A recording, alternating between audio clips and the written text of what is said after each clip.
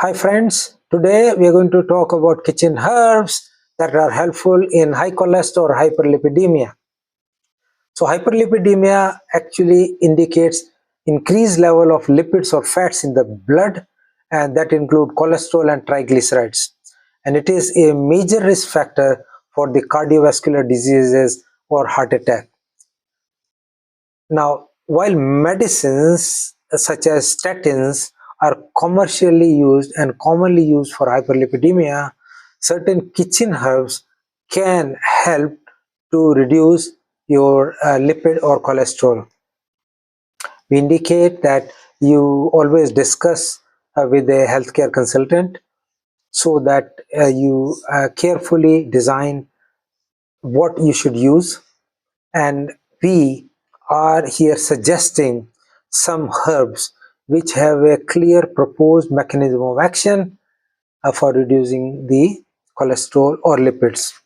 The first one here, well known, is garlic, or also known as Allium sativum.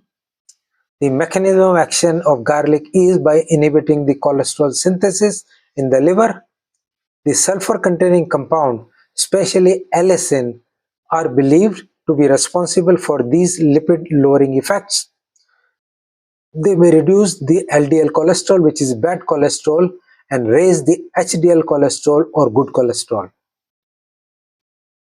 The second herb we talk today is fenugreek or Trigonella phoenum graecum. So fenugreek seeds contain soluble fiber which help reduce the absorption of cholesterol from the intestine. The saponins in fenugreek also bind the cholesterol and boil salts, so thus promoting their excretion, and this is how fenugreek helps in the weight management and preventing obesity and cholesterol. The third kitchen herb is turmeric or Curcuma longa. The mechanism of action for this is involving an active ingredient curcumin, which improves the liver's ability to metabolize cholesterol and reduce its deposition in the arterial walls. Curcumin's antioxidative properties also prevent the oxidation of LDL cholesterol, which is a crucial step in the development of atherosclerosis or coronary artery disease or angina. The fourth drug today, in fact fourth herb rather than drug, we are going to talk is flaxseed or Linum usistatissimum. So flaxseed, let's just call it flaxseed. It is a good source of alpha-linolenic acid, a type of omega-3 fatty acid, and lignans, and both compounds can help to reduce total cholesterol and LDL cholesterol. Remember, LDL cholesterol is the bad cholesterol. So it's soluble, the flaxseed soluble fiber content also play a role in binding cholesterol in the digestive system and promoting its excretion.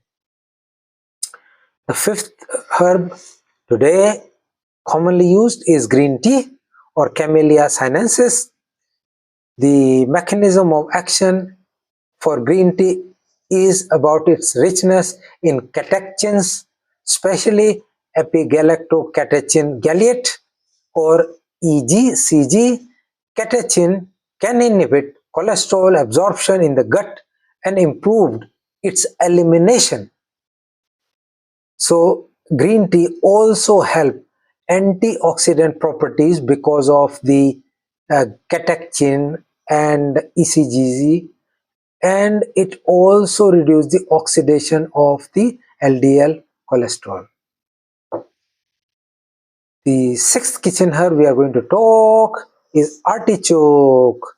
Artichoke, also scientifically known as Cynara scolymus.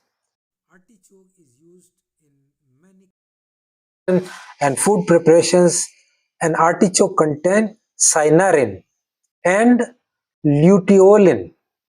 So cynarin and luteolin stimulate bile production in the liver. Increased bile help to excrete more cholesterol, and artichoke extract have been now shown to inhibit the cholesterol synthesis in liver also, and these are helpful in weight management. So next one is red yeast rice or Monospus puruspilus. So red yeast rice contain naturally containing substances similar to the prescription medication lovastatin. This inhibit the enzyme responsible for cholesterol synthesis in the liver. However, due to its similarity of red yeast rice to statin drugs, it should be used under medical supervision to avoid potential side effects and compounding of both.